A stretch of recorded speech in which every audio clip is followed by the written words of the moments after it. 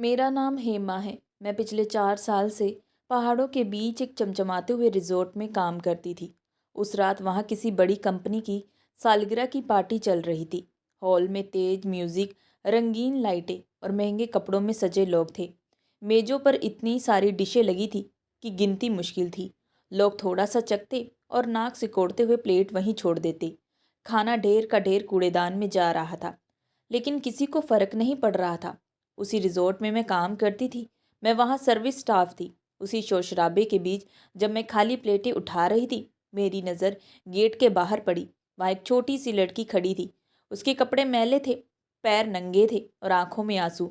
वह अंदर की रोशनी और खाने की खुशबू को देख रही थी। उसका पेट भूख से जैसे सिकुड़ गया था। मुझसे रहा नहीं गया। मैंने चुपचाप एक प्लेट में थोड़ा सा खाना निकाला और बाहर जाकर उस लड़की को दे दिया। वह खाना देखकर जैसे डर गई हो, फिर मेरी तरफ देखकर बोली, दीदी सच में दे रही हो? मैंने सिर हिलाया। उसने बिना कुछ बोले खाना शुरू कर दिया। उसे एक पल में मुझे लगा शायद मैं इंसान हूँ, सिर्फ कर्मचारी नहीं। लेकिन मुझे नहीं पता था कि हर कोना यहाँ कैमरे से भरा है। अगले ही दिन मुझे मैनेजर के केबिन में बुलाया गया। रिजॉर्ट की मालकिन बहुत सख्त और बेरहम औरत थी। उसने स्क्रीन पर वीडियो चलाया और कहा, यह खाना चोरी किया है तुमने। तुमने नियम तोड़े हैं। मैं कुछ बोल नहीं पाई। मेरी पूरे महीने की सैलरी भी काट ली गई। मैं बस सिर झुकाए बाहर आ गई। मैंने सोचा था कि इससे बुरा कुछ नहीं होगा, लेकिन अगले दिन सुबह सुबह रिजॉर्ट के बाहर पुलिस की गाड़ियां आकर रुकी।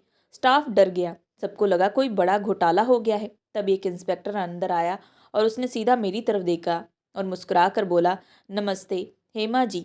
मैं घबरा गई। उसने सबके सामने कहा, जिस बच्ची को आपने कल खाना खिलाया था वो कोई मामूली बच्ची नहीं थी। उसके बाद उन्होंने जो बताया उसे सुनकर सब चुप रह गए। मैं इस रिजॉर्ट में पिछले 4 साल से काम कर रही थी। यहाँ काम करना आसान नहीं था। छुट्टी लेना तो जैसे गुनाह था। एक दिन भी अगर गैर हाजिर हो जाएं तो तनख्वाह काट ली जाती है। बीमारी, मजबूरी, हादसा, इन शब्दों का यहाँ कोई मतलब नहीं था।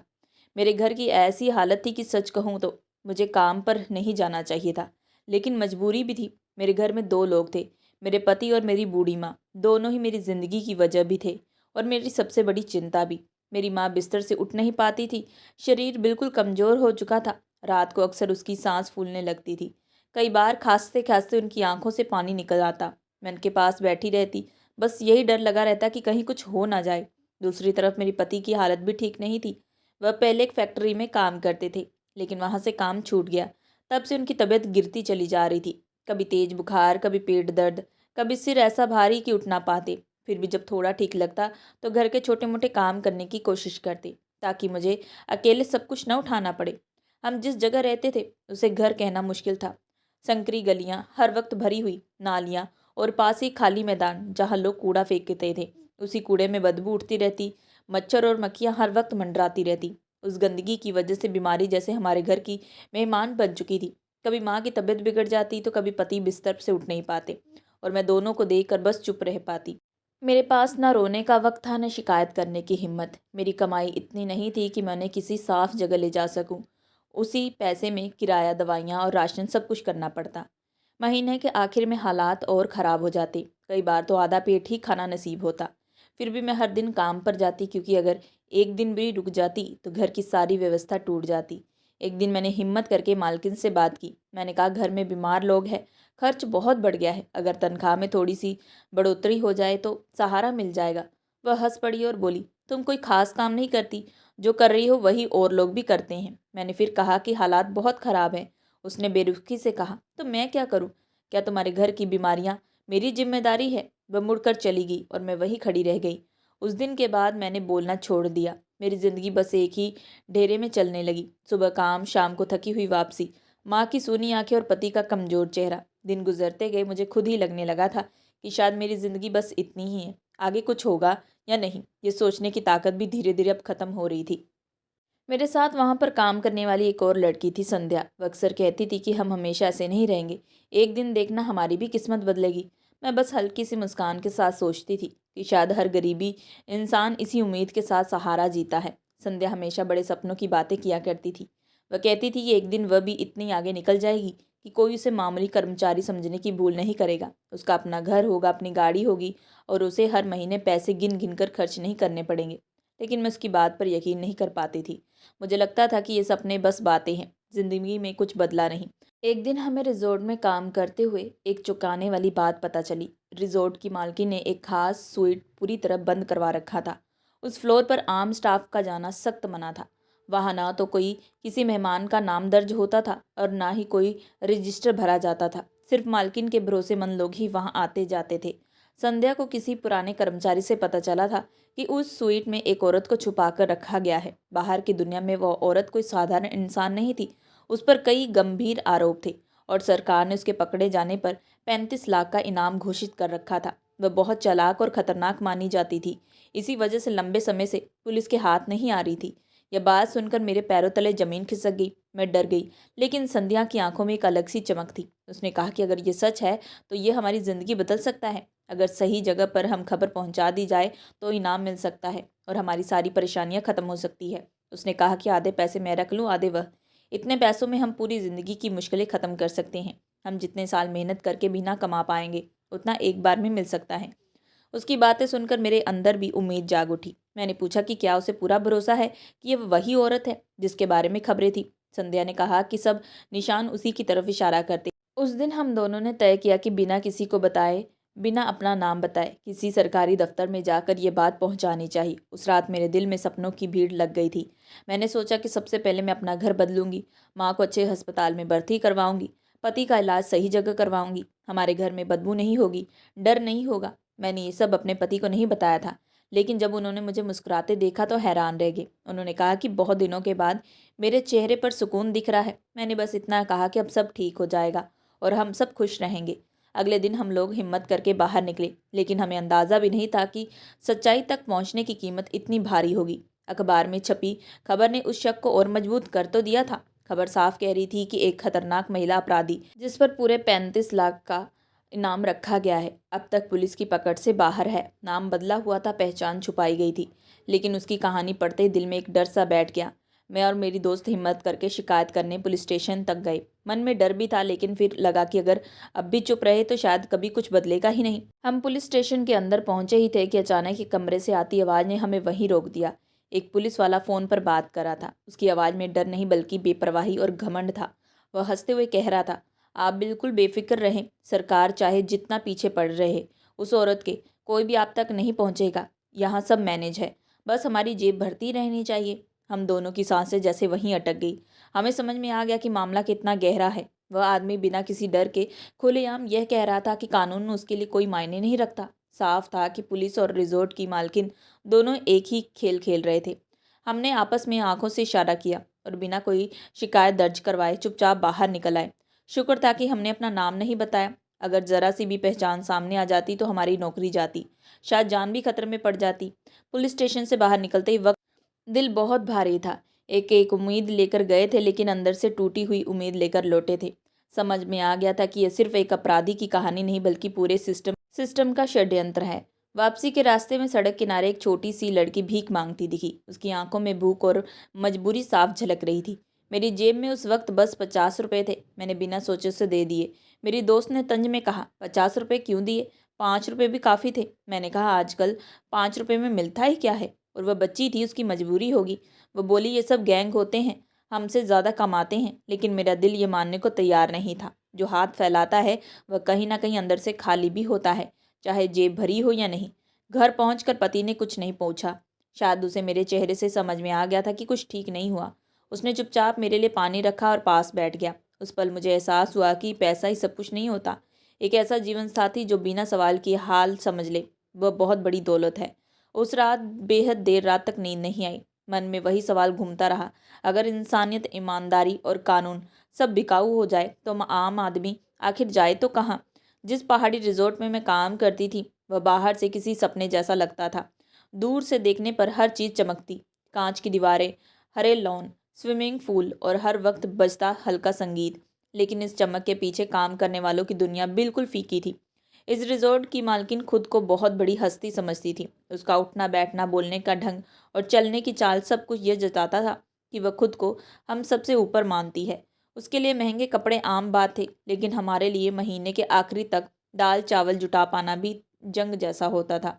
उसके बच्चे शहर के नामी स्कूलों में पढ़ते थे। ड्राइवर उन्हें छोड़ने आता था। उनके हाथों में हमेशा नए गैजेट रहते थे। खाना खाते वक्त भी उनकी नज़र स्क्रीन पर रहती। मालकिन और उसका पति उन्हें देखकर खुश होते, जैसे यही ज़िंदगी की सबसे बड़ी कामयाबी हो। जब मालकिन रिजॉर्ट में आती तो पूरा स्टाफ सतर्क हो जाता। वह खाने पीने को लेकर बहुत ज़्यादा दिखावा करती, एक के बाद एक चीज़ मंगवाती, फिर थोड़ा सा चक्कर नाखुश हो जाती। कभी कहती नमक ज़्यादा है, कभी कहती स्वाद में दम नहीं। उसकी शिकायतें ख़त्म होने का नाम नहीं लेती थी। हम लोग चुपचाप एक दूसरे की तरफ देखते और मन ही मन सोचते कि इतनी चीज़ों के बाद भी किसी को संतोष कैसे नहीं मिलता। अगर किसी कर्मचारी के घर कोई बीमार पड़ जाए तो इलाज बात की बात होती है। पहले ये सोचना पड़ता है कि छुट्टी लेने से नौकरी तो नहीं जाएगी।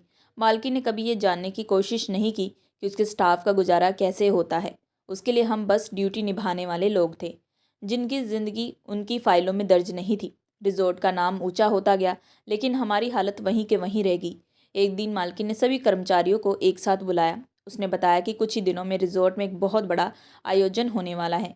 किसी नामी कंपनी की सालगिरह मनाई जाएगी। उसने साफ शब्दों में कहा कि जरा सी भी चूक बर्दाश्त नहीं की जाएगी। गलती का मतलब सीधे पैसे काटना। ये सुनते सबके चेहरे उतर गए। तनख्वाह से कटौती हमारे लिए सबसे बड़ा डर था। हम लोग हिसाब लगाकर जिंदगी चलाते थे। अगर बीच में से कुछ पैसा कट जाए तो पूरा घर डगमगा जाता था। कभी इलाज टल जाता, कभी किराया अटक जाता। मैं भी उन लोगों में थी जो सब कुछ सहकर चुप रह जाते थे, क्योंकि विरोध करने का मतलब था कि सब कुछ खो देना। गरीबी की यही सच्चाई होती है, आवाज़ दबाकर जीना। कई बार जब मैं बाजार से गुजरती थी और चमकती दुकानों को देखती थी तो मन में ख्याल आता था कि काश अपने पति के लिए कोई अच्छी चीज़ ले पाती, या घर के लिए कुछ ऐसा जिससे थोड़ी राहत मिलती। लेकिन ये सब सोचकर भी मन ही मन दबा देना पड़ता था। मैंने खुद को संभालने के लिए पूजा पाठ शुरू कर दिया। रोज़ मंदिर जाना, भगवान से बस यही कहना कि हालात थोड़े आसान कर दो।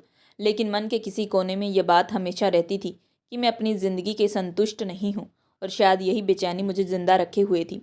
जिस दिन रिजॉर्ट में उस खास आयोजन की तैयारी थी, उस दिन सुबह से ही माहौल भारी था। हर तरफ तेज कदमों की आवाज़ें थी। किचन में गैस जल रही थी, पैन खनक रहे थे और स्टाफ की सांसें तक गिनती में चल रही थी। कोई फूल सजा रहा था, कोई टेबल सेट कर रहा था। सबके चेहरे पर एक ही डर लिखा था, आज कोई भी चूक नहीं होनी चाहिए। हम सब जानते थे कि मालकिन की नज़र बांझ जैसी है। एक छोटी सी गलती और सीधा नुकसान हमारी जेब का। इसलिए सब लोग बिना रुके काम पर लगे हुए थे। उस दिन खाना सच में लाजवाब बना था। मसालों की खुशबू पूरे रिजॉर्ट में फैल गई थी। ऐसे मौके कम ही आते थे जब स्टाफ को भी वही खाना नसीब हो। अक्सर तो बचा कुचा ही मिलता था। मन में यह सोचकर थोड़ी खुशी थी कि शायद आज पेट भरने का मौका मिल जाए। मेरे मन में एक और ख्याल भी चल रहा था, अगर कुछ बच गया तो मैं अपने घर ले जाकर अपने पति और माँ के साथ बांट लूँगी। घर में रोज़ वही सादा खाना होता था, कुछ अलग मिल जाए तो उनके चेहरे पे भी मुस्कान आ जाती। इसी बीच मेरी नज़र किचन के बाहर गई। वहाँ एक छोटी सी बच्ची खड़ी थी। उम्र मुश्किल से 7 साल, बाल उलझे हुए, कपड़े मैले और चेहरा धूल से भरा हुआ। वह कुछ बोल नहीं पा रही थी, बस अंदर से आती खुशबू की तरफ देख रही थी। उसकी आंखें लाल थी और गालों पर सूखे आंसू के निशान थे। वह चुपचाप खड़ी थी, जैसे डर रही हो कि कहीं उसे भगा ना दिया जाए। उसकी हालत देखकर मेरा दिल बेचैन हो गया। मैंने कई बार खुद भूख झेली थी, इसलिए उस नज़र को पहचान गई थी। मैंने चारों तरफ देखा और धीरे से उसे अंदर बुलाया। उसे कोने में बिठाया। वह सहमी हुई थी, जैसे अभी कोई झटक देगा। मैंने जल्दी से एक प्लेट भरी और उसके सामने रख दी। मैंने नरमी से पूछा, भूख बहुत लगी है क्या? उसने मेरी तरफ देखा, लेकिन कुछ बोली नहीं, बस खाने पर झपट पड़ी। वह ऐसे खा रही थी जैसे हर निवाला आखिरी हो। उसके हाथ काँप रहे थे। मैं वहीं खड़ी उसे देखती रही। कुछ मिनटों बाद वह प्लेट खाली करके उठी और बिना कुछ कहे बाहर चली गई। ना कोई शुक्रिया, ना कोई सवाल। शायद उसे सिखाया ही नहीं गया था कि भरोसा कैसे किया जाता है। उसके जाने के बाद मेरे अंदर एक अजीब सी सुकून था। मुझे पता था कि भूख कैसी होती है। जब पेट खाली होता है तो इंसान कुछ नहीं सोच पाता, न डर, न इज्जत, न रिश्ते, बस खाना। अगली सुबह मुझे मालकिन के ऑफिस में बुलाया गया था। दिल जोरों से धड़कने लगा था। मुझे अंदाज़ा नहीं था कि मामला इतना बिगड़ जाएगा। ऑफिस में बैठते उन्होंने स्क्रीन चालू कर दी। सीसीटीवी फुटेज में साफ दिख रही थी, और वह बच्ची भी। मालकिन की आवाज़ तेज थी, ये कौन है? मैं कुछ बोल पाती उससे पहले ही वह चिल्लाई, तुमने किसकी इजाज़त से उसे अंदर आने दिया? मैंने डरते हुए कहा, मैडम वो बहुत भूखी थी। ये सुनते ही उनके चेहरे पर तंज फैल गया। तुम भी तो भूखी रहती हो, उन्होंने हंसते हुए कहा। तो क्या अब रिजॉर्ट को लंगर बना दोगी? मैंने हाथ जोड़कर कहा। वो बच्ची थी, लेकिन उन्होंने मेरी बात पूरी भी होने नहीं दी। बहुत दया आती है तुम्हें, तो सुन लो, इस दया की कीमत अब तुम्हें ही चुकानी पड़ेगी। फिर उन्होंने ठंडे स्वर में कहा, पूरा महीना बिना सैलरी काम करोगी, तुम्हारी सैलरी अब काटी जाएगी। मेरे पैरों तले जमीन खिसक गई। मैं कांपने लगी। मैडम प्लीज़, मेरे घर में उन्होंने हंसकर बात टाल दी। अब याद आया कि घर है। कल तुम खुद को बहुत बड़ी महान बन रही थी, आज पता चला कि असल में तुम्हारी औकात क्या है। मैं कुछ बोल नहीं पाई। मेरी आंखों के सामने बस घर का चेहरा घूमने लगा और वहीं मेरी आवाज़ टूट गई।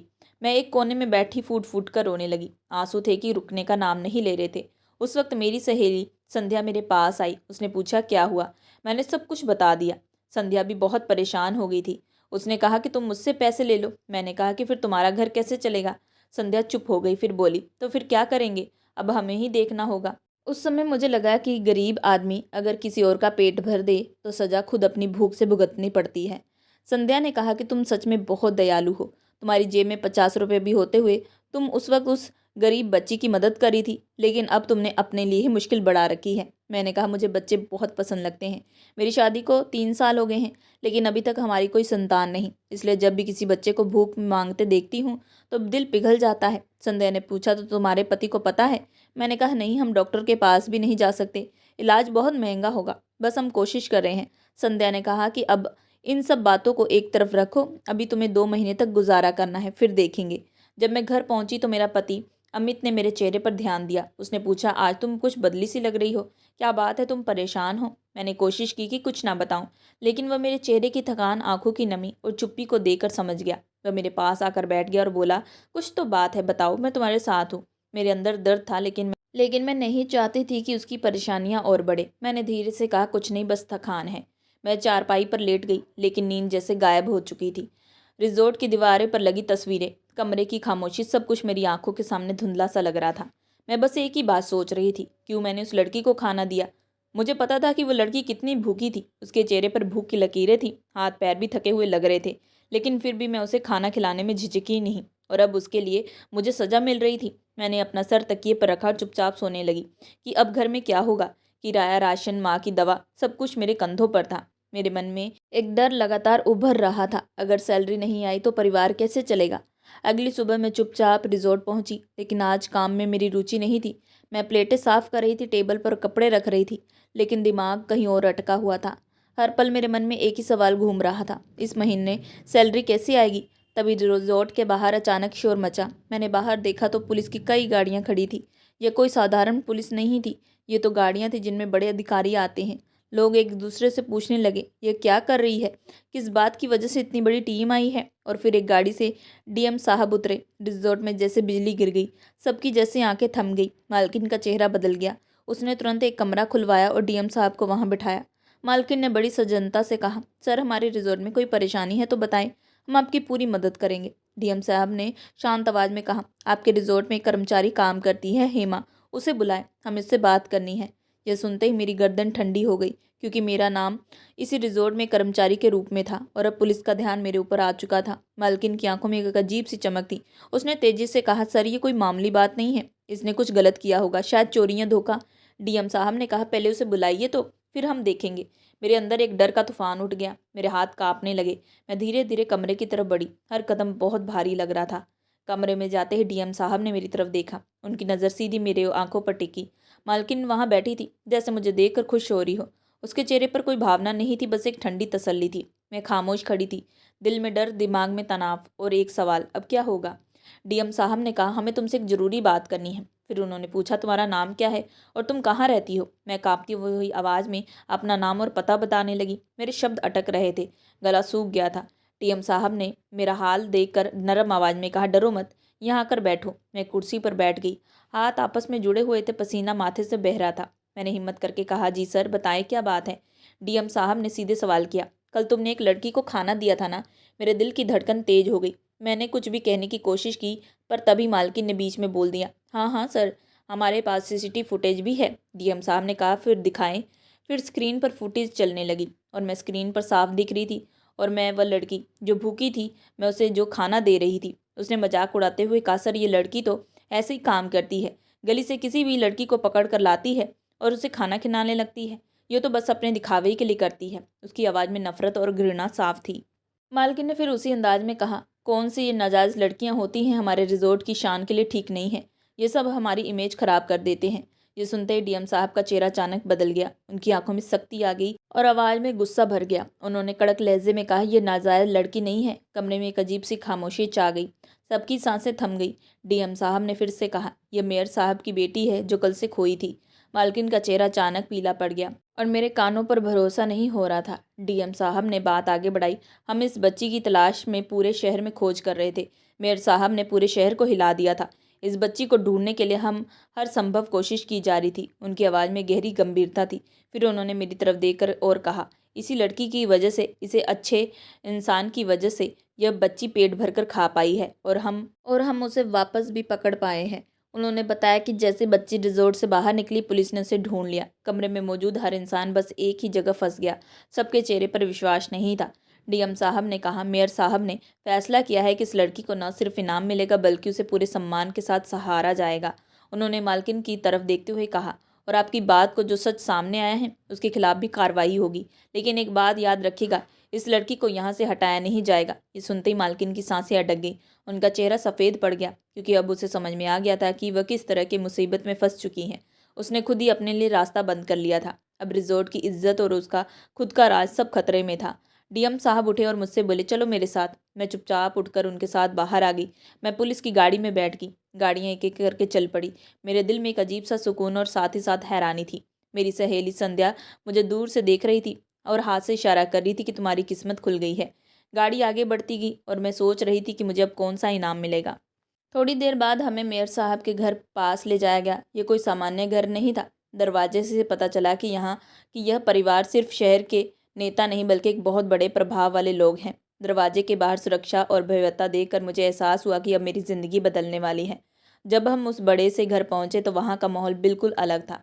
घर में कोई सामान्य सरकारी अधिकारी नहीं बल्कि एक बहुत बड़ा और सम्मानित नेता रहता था। बाहर से साफ दिख रहा था कि साधारण सा घर नहीं बल्कि एक आलीशान बंगला था। मेयर साहब ने मुझे बहुत आदर से बिठाया। उनके चेहरे पर एक सच्ची और गंभीर शांति थी। उन्होंने कहा कि तुमने कल जो किया वो सिर्फ एक इंसानियत नहीं थी बल्कि एक बहुत बड़ा नेक काम था। मैंने शर्मा कर कहा, सर मैंने तो बस बच्ची को खाना दिया था, कोई बड़ा काम नहीं किया। मेयर साहब ने मुस्कुराते हुए कहा कि तुम्हारी वजह से मेरी बेटी वापस मिल गई है। अगर तुमने उसे खाना नहीं दिया होता तो शायद आज वो हमारे बीच जिंदा ना होती। मेरे मन में एक अजीब सा डर और खुशी दोनों साथ साथ उठे। फिर मेयर साहब ने मुझे गंभीर स्वर में बताया, मेरी बेटी मानसिक रूप से कमज़ोर है, उसे बोलने में दिक्कत है और वह कभी कभी घर से बिना बताए निकल जाती है। हम उसे बहुत ढूंढ रहे थे लेकिन कहीं पता नहीं चला। कल एक लड़के ने बताया कि उसने मेरी बेटी को तुम्हारे साथ देखा था और तुम उसे खाना दे रही थी। तब भी हमने तुम्हें ढूंढा और आज मैं तुम्हें धन्यवाद देने के लिए बुलाया हूँ। मैंने धीरे से कहा, सर मैं बस इंसानियत की वजह से ऐसा की हूँ। मेयर साहब ने मेरी तरफ देखा और पूछा, तुमने मेरी बेटी की मदद क्यों की? मैंने पूरी सच्चाई बताई। सर मुझे बच्चों से बहुत प्यार है। मेरे घर में कोई बच्चा नहीं, इसलिए मेरा दिल हमेशा बच्चों की तरफ खींचता है। मेरा पति बीमार है और घर की जिम्मेदारी मेरे ऊपर है। पैसों की कमी के कारण मैं उनके इलाज भी नहीं करवा पाई। आपकी बेटी भूख से तड़प रही थी, इसी वजह से मैंने उसे खाना दिया था। तब मेयर साहब ने मेरी बात सुनकर गहरी सांस ली और बोले, ये सुनकर मुझे बहुत दुख हुआ। तुमने अपनी नौकरी भी खो दी लेकिन फिर भी तुमने यही सही किया। मैंने कहा, सर मैं बस सही काम करना चाहती थी। मेयर साहब ने फिर कहा, तुम्हारी मदद के लिए मैं तुम्हें इनाम देता हूँ।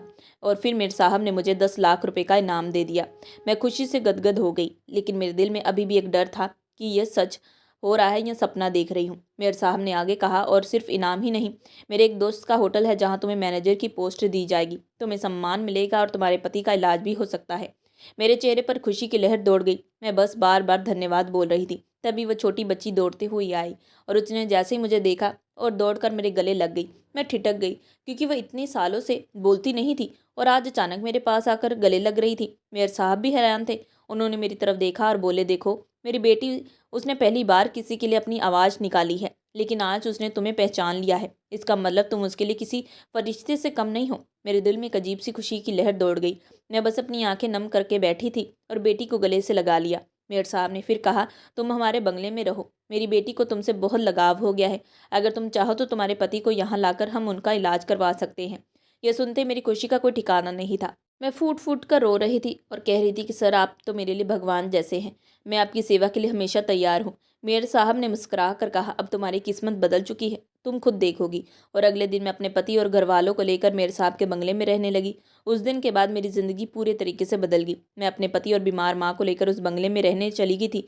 पहले तो मुझे लगा कि ये सब कुछ सपना है, लेकिन जैसे जैसे दिन बीतते गए मुझे एहसास हुआ कि मेरी ज़िंदगी सच में खुशी का सूरज उग चुका है। बंगले में हर चीज़ बहुत आरामदायक थी। वहाँ की साफ़ सफाई, खाने पीने की सुविधा और सबसे बड़ी बात लोगों का व्यवहार। हर कोई मुझे सम्मान से देखता। पहले जहाँ मुझे लोग ताना मारते थे, वहाँ अब सब मुझे बहन कहकर बुलाने लगे। मुझे महसूस होने लगा जैसे मैं किसी नए परिवार का हिस्सा बन गई हूँ। सबसे बड़ी खुशी तो यह थी कि मेरे पति और माँ का इलाज शुरू हो गया था। डॉक्टर ने बहुत मेहनत से उनकी जांच की और धीरे धीरे इलाज शुरू कर दिया। पहले मेरे पति अक्सर कमज़ोर और दर्द से परेशान रहते थे। अब धीरे धीरे उनका स्वास्थ्य सुधरने लगा। उनके चेहरे पर फिर से रंग आने लगा और उनकी आंखों में पहले जैसी उम्मीद वापस लौट आई। और माँ की तबीयत भी धीरे धीरे बेहतर होने लगी थी। मुझे उस समय बहुत ज़्यादा खुशी हुई तब जब माँ ने पहली बार मुस्कुराकर कहा, बेटा अब मुझे डर नहीं लगता, हमारी ज़िंदगी अब बदल चुकी है। मेरे लिए ये शब्द किसी इनाम से कम नहीं थे। मेरे दिल की सारी चिंता, सारी थकान, सारी तकलीफ़ें जैसे धुएं की तरह उड़कर गायब हो गई थी। और सबसे बड़ी खास बात तो थी मेयर साहब की बेटी, जिसे हम सब छोटी कहकर बुलाते थे। उससे मेरा लगाव हर दिन बढ़ता गया।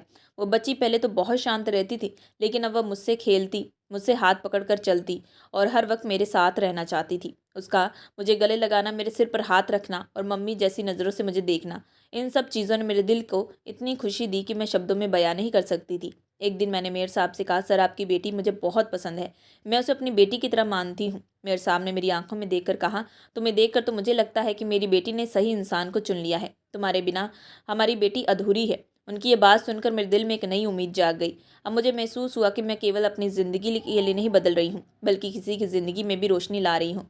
एक दिन मैंने अपने अंदर की हिम्मत को इकट्ठा किया और फिर मेयर साहब के पास जाकर उनसे बात की। मैंने कहा, सर मैं आपसे एक बात करना चाहती हूँ।